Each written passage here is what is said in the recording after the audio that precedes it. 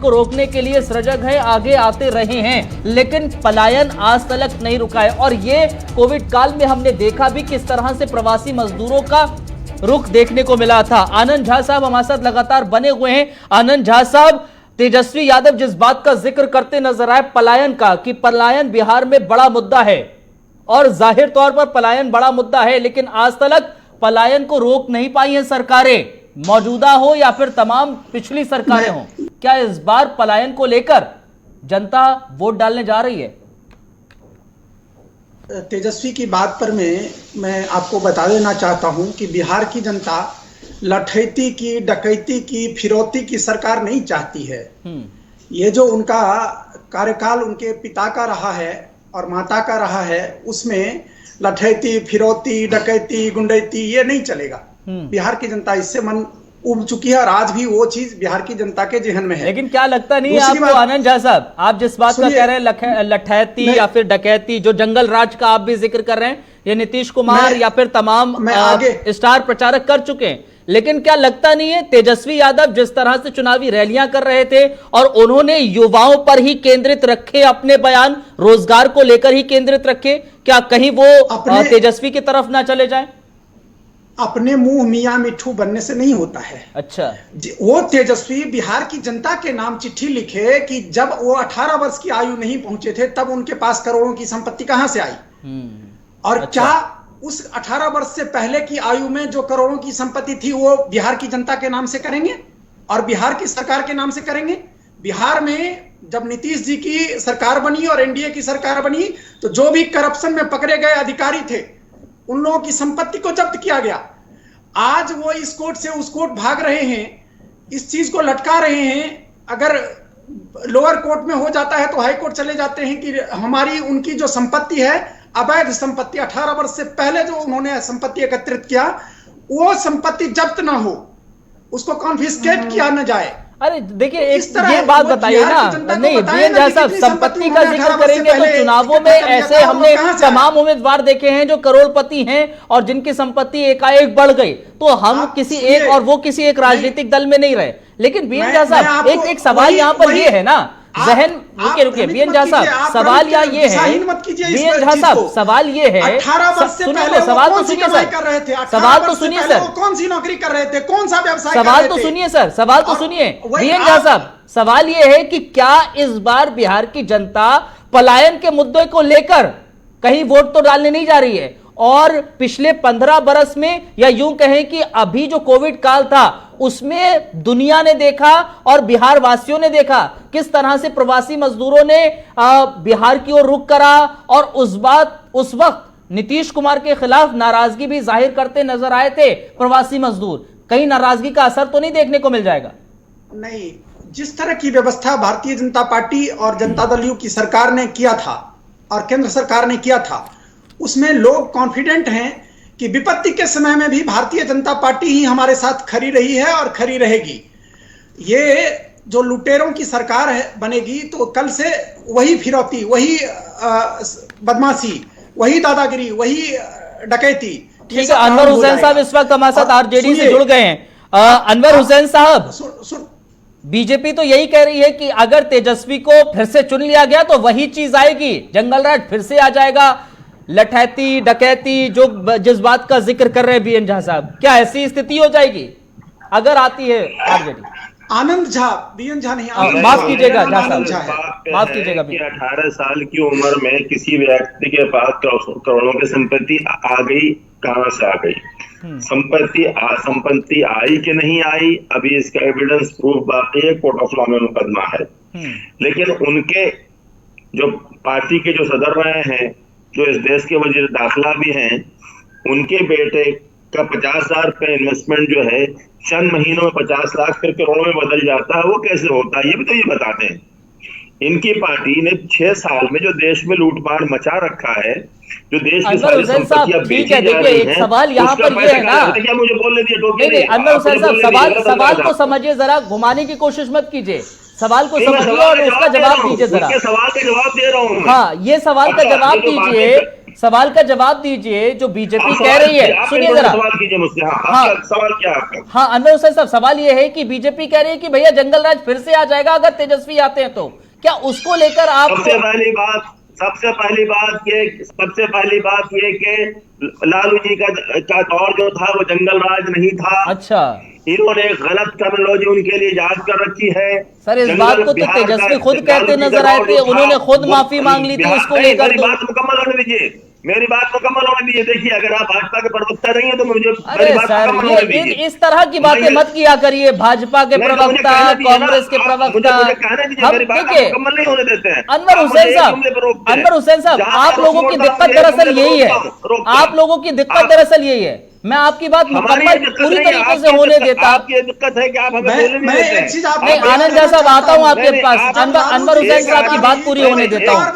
नहीं आनंद झा साहब रुकिए जरा, आनंद झा साहब रुकिए जरा, आनंद झा साहब अभी रुकिए। हमारे आनंद झा जी जब तक बोलते रहे। नहीं आनंद झा साहब रुकिए।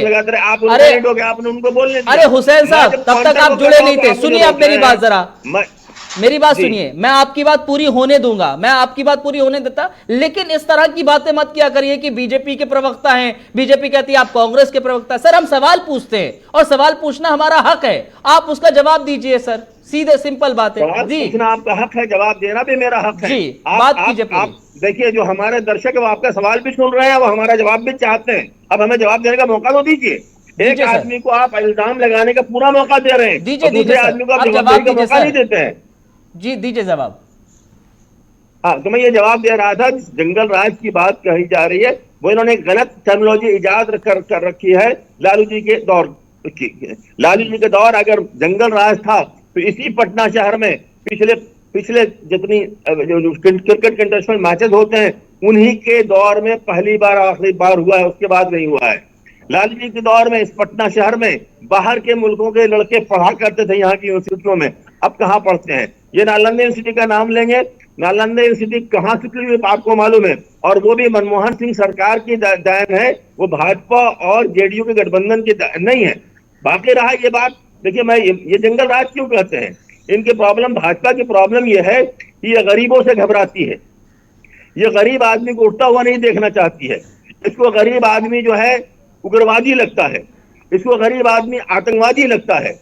लालू जी ने अपने 15 साल दौर में गरीब आदमी को पावर स्ट्रक्चर में स्पेस दिलाया, पावर स्ट्रक्चर में खींच के लाया। अब उसके जवाब में ये नरसंहारों का जिक्र करता है।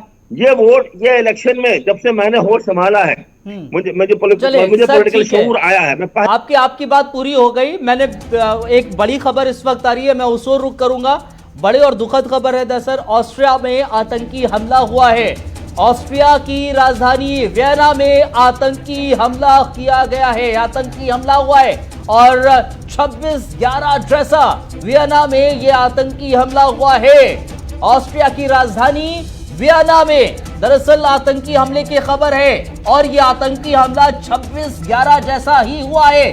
बड़ी और अहम जानकारी दरअसल मिल रही है और इस पूरे मामले को लेकर, इस आतंकी हमले को लेकर प्रधानमंत्री नरेंद्र मोदी ने निंदा भी जाहिर की है। प्रधानमंत्री ने लिखा है वियना में 6 जगह आतंकी हमले हुए हैं और उससे आहत हूं। प्रधानमंत्री ने ट्वीट करके इस पूरे आतंकी हमले पर निंदा जाहिर की है। ऑस्ट्रिया की राजधानी वियना में आतंकी हमला हुआ है। प्रधानमंत्री नरेंद्र मोदी ने ट्वीट करके आतंकी हमले पर निंदा जाहिर की है। जरा ट्वीट क्या किया है प्रधानमंत्री ने वो दिखाते हैं। वियना में हुए निशंस आतंकी हमलों से गहरा सदमा और दुख पहुंचा है। इस दुखद समय में भारत ऑस्ट्रिया के साथ खड़ा है। मेरी संवेदनाएं पीड़ितों और उनके परिवार के साथ हैं। प्रधानमंत्री नरेंद्र मोदी ये ट्वीट करते नजर आए और निंदा जाहिर की। इस समय सीधे हम इंदौर का रुख करते हैं क्योंकि मध्य प्रदेश में भी उपचुनाव इस वक्त चल रहे हैं, वोटिंग हो रही है। इंदौर से हमारे संवाददाता इस वक्त पुष्पेंद्र तिवारी जुड़ गए हैं। पुष्पेंद्र, इंदौर का रुख बताइए, क्या तस्वीरें वहां से आ रही हैं? अब 211 नंबर विधानसभा में तुलसी सिलावट और प्रेमचंद गुड्डू की भिड़ंत है। ये चुनाव बहुत महत्वपूर्ण है, मध्य प्रदेश की राजनीति सबसे महत्वपूर्ण चुनाव ये है क्योंकि सिंधिया जी की दाव सब पर लगी हुई है। यहाँ पर सिंधिया जी पूरी तरह से लगे हुए हैं कि इंदौर की सीट, सांवेर की सीट को विजय प्राप्त करें। इसलिए इंदौर बहुत महत्वपूर्ण हो जाता है। हाँ, और मतदान चल रहा है 15 से 20% के बीच में मतदान हुआ। हम निपानिया क्षेत्र में खड़े हैं, यहाँ मतदान 15 से 20% हुआ है। लोग पहुंच रहे हैं मतदान करने, पहुंच रहे हैं, धीरे धीरे रफ्तार कम है। जिस प्रकार से आज करवा चौथ का व्रत भी है, महिलाएं व्यवस्था है। अभी क्या रुझान नजर आ रहा है? लोग किन मुद्दों के आधार पर वोट डालते नजर आ रहे हैं मध्य प्रदेश में? यहाँ पर लोग विकास के लिए वोट डाल रहे हैं। नहीं, जैसे कि अभी हमने देखा था क्षेत्र का विकास हो, वोट अपील करते नजर आए थे, तमाम रैलियां की थी ज्योतिरादित्य सिंधिया ने भी। फिलहाल के लिए पुष्पेंद्र बहुत बहुत शुक्रिया आपका। और अगर इंदौर की बात की जाए, वहां पर भी वोट प्रतिशत का सिलसिला लगातार जारी है, लेकिन कम है। जी हुसैन साहब, दरअसल सवाल यहां पर ये हमारा था और उसका जवाब आप देते नजर आ रहे थे, लेकिन बावजूद उसके जिस बात का आप जिक्र कर रहे थे कि जंगल राज नहीं था लालू प्रसाद यादव के राज में, लेकिन खुद तेजस्वी यादव इस बात को स्वीकार करते नजर आए थे, तेजस्वी यादव, और उन्होंने खुद भरी सभा में उस बाबत माफी भी मांगी थी। इस बात से भी आप इत्तेफाक रखे होंगे हुसैन साहब? नहीं, उनकी बात को ट्विस्ट करके पेश किया जा रहा है। उन्होंने कोई भरी सभा में माफी नहीं मांगी। अच्छा। हर राजनेता जो होता है, जो पब्लिक के सामने जाता है, तो कहता है अगर हमसे गलती कोई हुई है तो उनकी क्षमा चाहते हैं। अच्छा, ये कोई बड़ी बात नहीं। इंदिरा गांधी ने भी क्षमा मांगी। मतलब क्षमा क्यों मांगते हैं सर? आप कह रहे हैं इंदिरा गांधी ने भी क्षमा मांगी, अगर कुछ गलती करते तभी तो क्षमा मांगी जाती है, इसका मतलब नहीं। अगर किसी इलेक्शन में कोई पार्टी हार जाती है तो उसको एहसास होता है कि उससे कहीं गलती हुई है जिसकी सजा उसको आवाम ने दी है, तो उसके बाद लेटर क्षमा मांग लेते हैं। दरअसल वो छवि को सुधारने की कोशिश कर रहे थे। लालू प्रसाद यादव के राज में जो छवि थी आरजेडी की, उस छवि को कोशिश की है सुधारने की। लेकिन आनंद झा साहब, इस बार अगर देखें, आपके खिलाफ इस वक्त नाराजगी है जनता में, जनता के भीतर एनडीए को लेकर खासी नाराजगी है, क्योंकि जो प्रवासी मजदूर, जो पलायन, जिसको लेकर आप कहते रहे हैं कि हमने उनको लेकर काम किया है, हमने पलायन को लेकर काम किया है, लोगों को रोका है बिहार के भीतर, लेकिन वाकई में जमीनी स्तर पर जाकर देखते हैं तो वहां पर साफ तौर पर नीतीश कुमार के खिलाफ नाराजगी लोगों में नजर आती है। आनंद झा साहब, नहीं, आपने अभी एंटी इनकम्बेंसी की भी बात किया। लोग इनकम्बेंसी नहीं, एंटी इनकम्बेंसी नहीं है, वहां कॉन्फिडेंस है जनता में। अच्छा। और कॉन्फिडेंस इस चीज को लेकर के है कि किसी कोरोना संकट के दौरान भी भारतीय जनता पार्टी और जेडीयू की सरकार ने सारी व्यवस्था अच्छे तरीके से किया। ओके। हर घर में सिलेंडर पहुंचे हैं, हर घर में पैसे पहुंचे हैं, हर घर में अनाज पहुंचा है। हर जो प्रवासी बिहार के लोग, जो जिसको आप प्रवासी शब्द देते हैं, वैसे तो भारत के संविधान में हर व्यक्ति भारत के किसी भी कोने में जाके अपना रोजगार, शिक्षा और सब कुछ कर सकता है, ये अधिकार है भारत के नागरिक का। अच्छा। तो प्रवासी ऐसा कुछ है नहीं, लेकिन जो भी प्रवासी कुछ नहीं है, आप कह रहे प्रवासी है ही नहीं कुछ, कि अगर बिहार में हर व्यक्ति भारत के किसी भी कोने में आप फंडामेंटल, लेकिन क्या राज्य की जिम्मेदारी नहीं होती है? क्या ये बिहार की जिम्मेदारी नहीं है कि बिहार के भीतर ही रहकर काम करे? और ये इस बात की तस्दीक अलग अलग राजनीतिक दल देते हैं। आपके खुद जो इस समय बिहार के मुख्यमंत्री नीतीश कुमार, वो इस बात का जिक्र करते हैं कि हम बिहार के भीतर ही इतने रोजगार सृजित करने की कोशिश करेंगे कि बिहार वासी बिहार के भीतर ही रहे, वो कहीं बाहर ना जाए। तो आप कह रहे हैं कि हक है बाहर जाने का? ऐसा नहीं होता है। बेटरमेंट के लिए हर कोई आसपास, मतलब यही आप कह रहे हैं ना कि बिहार में बेटरमेंट नहीं है इस समय? अरे आप बात तो सुनिए। बेटर एजुकेशन के लिए लोग यूरोप जाते हैं, अमेरिका जाते हैं, रोजगार के लिए जाते हैं, पूरी दुनिया में लोग जाते हैं। और भारत के संविधान ने फंडामेंटल राइट्स दिया है कि भारत का कोई भी नागरिक किसी भी राज्य में जाकर के शिक्षा ग्रहण कर सकता है, रोजगार ले सकता है, इस सब तरह की व्यवस्था है। तो असंवैधानिक बात करना कि क्यों जाता है, नहीं जाएगा, ये सब नहीं होता है।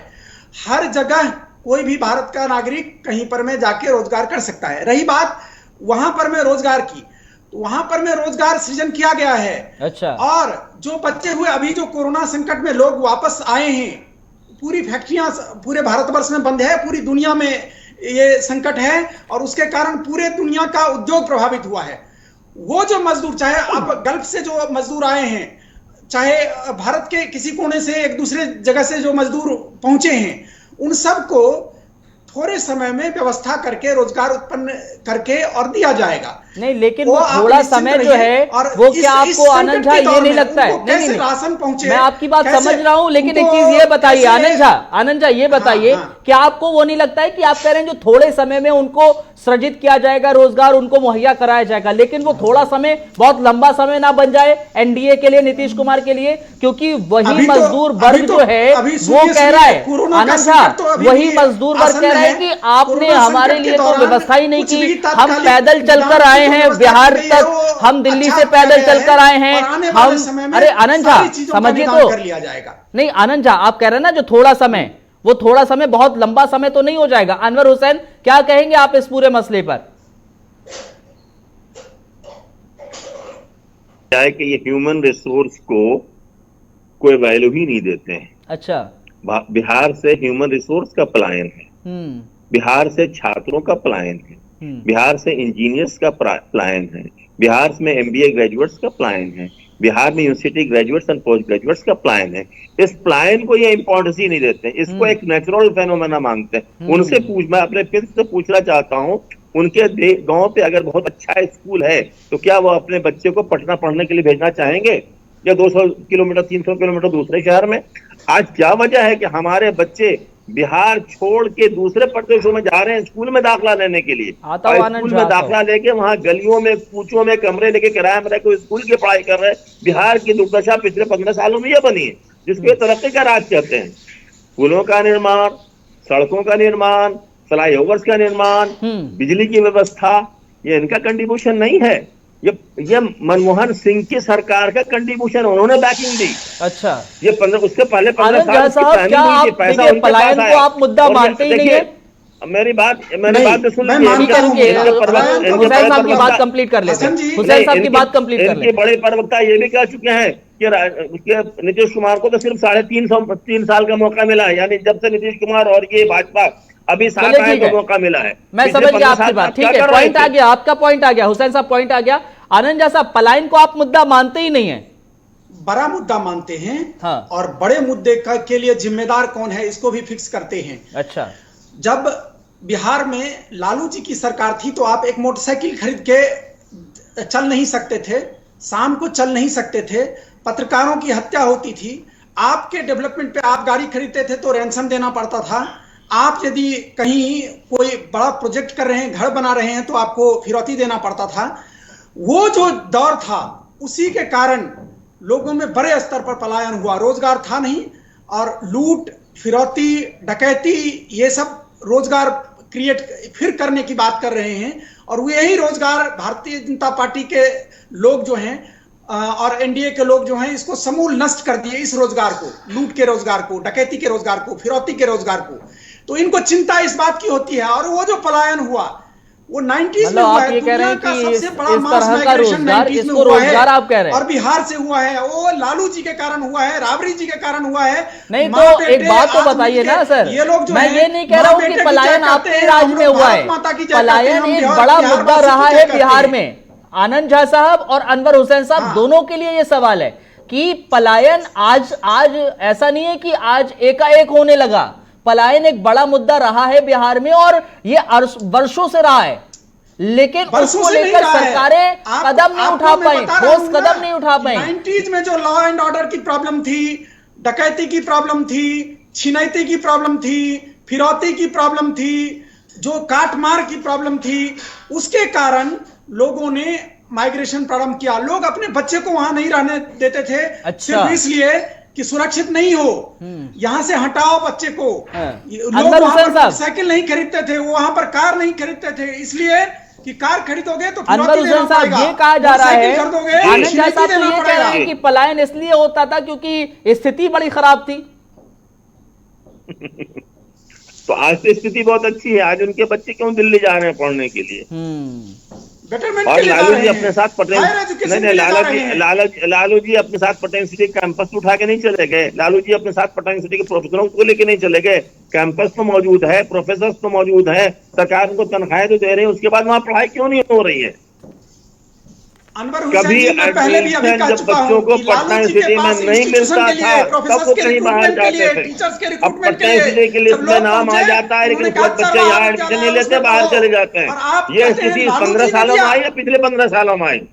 देखिए ये इनका पिछले प्रोपेगेंडा 15 है। सालों में और असल कई देखिए, इंस्टीट्यूशंस फिर खुले हैं, कहे तो मेडिकल कॉलेज की संख्या 16 हुई है। मैं सारे प्रॉब्लम की जड़ आज की तरफ आ रहा हूँ। पहले मेडिकल कॉलेज जब कितने से खोले मोदी गए? जी आप लालू जी के गुजरात टाइम में के एक इंस्टीट्यूट का नाम मुख्यमंत्री बताइए, हुए, एक इंस्टीट्यूट उसके प्रारंभ हुआ बाद है। से और भारतीय जनता मोदी पार्टी जी का, समर्थित एनडीए की जब भाजपा सरकार का, बनी, आरएसएस तो का अनेकों और हमारी इंस्टीट्यूशंस खुले। नेशनल मीडिया का ठीक है, एक रुकिए नया जरा, रुकिए गठजोड़ बना, एक नया गठबंधन आनंद झा साहब, और इस रुकिए गठजोड़ जरा, गठबंधन ने मुसलसल अनवर हुसैन साहब रुकिए जरा, हम बयान सुनाते हैं जरा कि क्या कुछ इस पूरे मसले पर कहा जा रहा है, क्योंकि वोट आज डाले जा रहे हैं, तमाम सियासी दल के तमाम चेहरे इस वक्त वोट डालते नजर आ रहे हैं।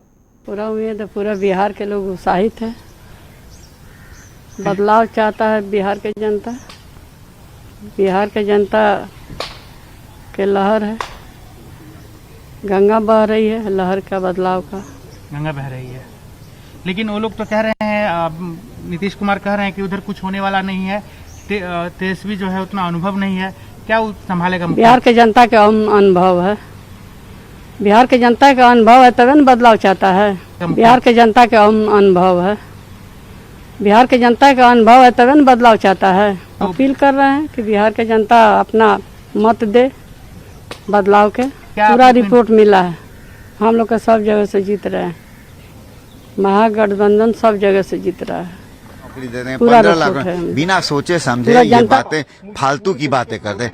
नौकरी अगर इतना आसान रहता 10 लाख सरकारी नौकरी, तो कोई भी मुख्यमंत्री यही अनाउंस करता कि मैं 15 लाख दे दूंगा, मैं 16 लाख दे दूंगा, और वो पुनः मुख्यमंत्री। बताइए, इतना आसान नहीं है। चिराग पासवान तो कह रहे हैं कि नीतीश मुख्यमंत्री इस बार नहीं बनेंगे, कैसे कर रहे हैं? अब भाई चिराग जी जो हैं वो रहते हैं दिल्ली में, उनको जमीनी हर हकीकत से जानकारी नहीं है।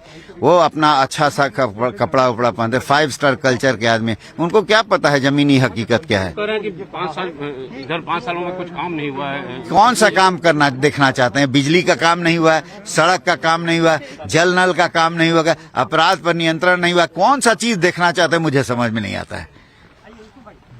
जिस हिसाब से नौकरी देना आसान नहीं है। राबड़ी देवी ने इससे पहले कहा कि उनके पास रिपोर्ट आ गई है, सरकार आरजेडी या महागठबंधन की बनेगी। हुसैन साहब जरा बताइए वो कौन सी रिपोर्ट है जो आरजेडी के पास आ गई है? रिपोर्ट है, सबको दिख रहा है। अच्छा, हमारे पार्टी के वर्कर्स हैं, हमारे पार्टी के लोग हैं, रिपोर्ट कर रहे हैं ग्राउंड पे क्या हो रहा है, क्या नहीं हो रहा, पब्लिक रिएक्शन क्या है। और ये सारी दुनिया को नजर आ रहा है, इसमें सारा हिंदुस्तान देख रहा है कि पब्लिक रिएक्शन बिहार में क्या है। पब्लिक में गुस्सा है, एक किस्म का नफरत है मौजूदा हुकूमत के खिलाफ। ये अलग है कि भाजपा जो है नाकामियों का सारा ठेकरा नीतीश जी के सर पे ठोकना चाहती है और कामयाबी का सेहरा फूल अपने सर बांधना चाहती है। उन्होंने एक अपना वॉइस खड़ा रखा है चिराग पासवान के नाम पे। चिराग पासवान जी जो है हमारे मोदी जी को हनुमान बताते हैं। नहीं, एक चीज और भी तो है, जो है फायर किए जा रहे हैं। हुसैन साहब इस बात का जिक्र आप कर रहे हैं, लेकिन चंद्रिका राय साहब ये कह रहे हैं कि जो 10 लाख नौकरियों का जिक्र तेजस्वी कह रहे हैं, कहां से देंगे? वो इतना आसान है नहीं। अगर इतना ही आसान होता तो हर सियासी दल इस तरह के बयान दे देता और वादे कर देता। नहीं, उनकी प्रॉब्लम यह है कि और जिस पार्टी के साथ उन्होंने अलायंस कर रखा है उसकी प्रॉब्लम यह है कि वो नौकरियों का दरवाजा मुसलसल पिछले 6 साल से बंद कर रही है। और नौकरियों का दरवाजा इसी के लिए बंद कर रही है कि उसके सरकारी नौकरियों में 50% हिस्से पर जाके आज गरीब बैठ जाता है, तो नौकरियां रहेंगी ना, ये गरीब नौकरी पे आएगा। इनकी सियासत दूसरी है, इनकी थिंकिंग दूसरी है, इनकी पॉलिसी दूसरी है। ये एंटी गरीब है। ये इनकी जो भी प्लानिंग होती है वो रिच ओरिएंटेड होती है, अमीर लोगों के लिए होती है। इनकी प्लानिंग में गरीब का कोई हिस्सा नहीं होता है। हमारी जानिब से कैसी पार्टी खड़ी हुई है, कैसा विजन लेके आई है जो गरीब ओरिएंटेड है, जो अनएम्प्लॉयड है वो गरीब है, चाहे किसी जाति का। आनंद झा से जवाब लेते हैं। हमारी पार्टी ये नहीं कह रही कि जाति को एम्प्लॉयमेंट मिलेगा। पूरे प्रदेश के जो नौजवान हैं जो अनएम्प्लॉयड हैं उनके लिए हमारी पार्टी रोजगार खड़ा करेगी। ठीक है हुसैन साहब, ठीक है, हम बात करेंगे उस पर, लेकिन आनंद झा साहब बताइए जरा।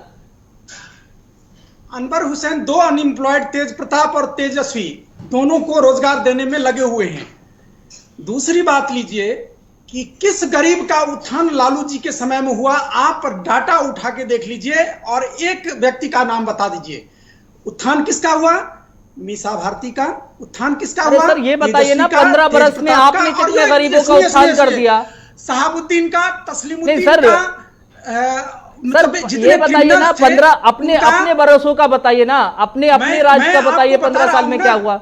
मैं आपको बता रहा हूं, पर कैपिटा इनकम बढ़ गया बिहार का, जीडीपी बढ़ा बिहार का, डबल डिजिट में जीडीपी पूरे भारतवर्ष में बिहार का रहा है और नंबर 1 जीडीपी रहा है बिहार का।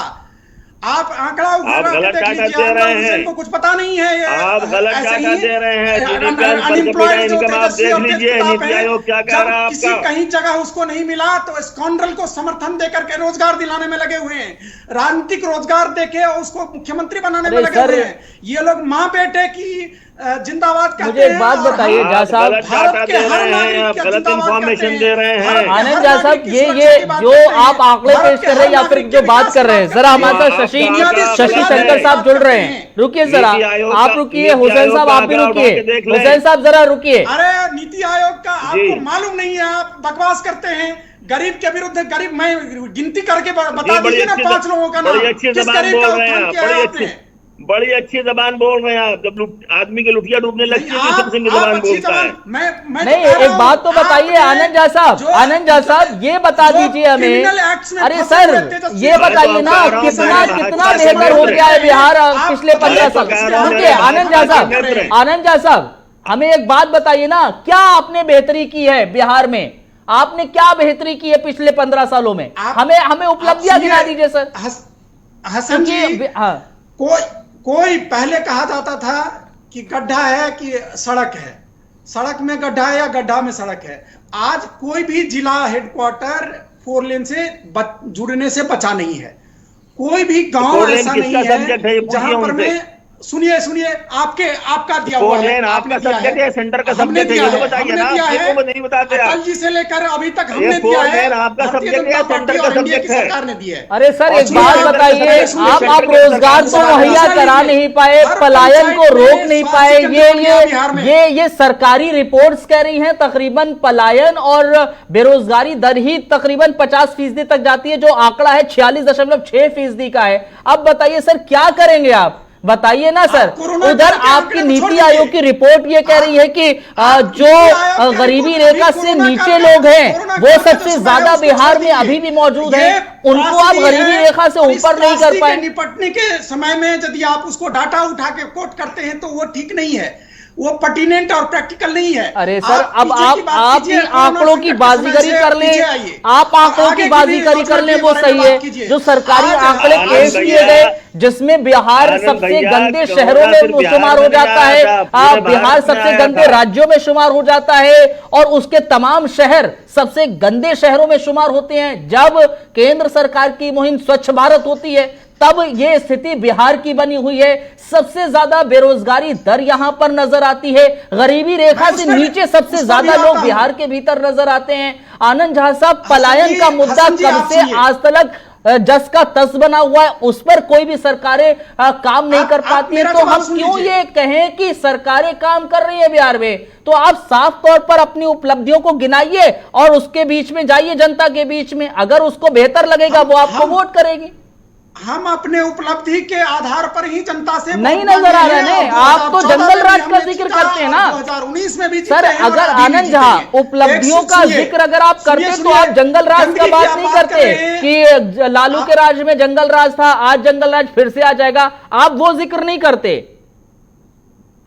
आज वो जिक्र इसलिए करना पड़ता है कि ये लोग निराधार बात करते हैं और जो वस्तु स्थिति है, आप अतीत के को छोड़ के भविष्य नहीं तैयार कर सकते हैं, अतीत को जान। चलिए सर, दूसरे चरण का मतदान हो ही रहा है, तय हो जाएगा आने वाले समय में कि कौन किस करवट जाएगा। बहुत बहुत शुक्रिया आपका हमारे साथ जुड़ने के लिए। एक छोटा सा ब्रेक ले रहे हैं हम, ब्रेक के उस पार बिहार चुनाव को लेकर तमाम अपडेट्स आपको दिखाएंगे और उपचुनाव उत्तर प्रदेश, मध्य प्रदेश, हरियाणा में क्या कुछ वहां पर अपडेट्स हैं वो भी आपको बताएंगे। एक छोटा सा ब्रेक ले रहे हैं।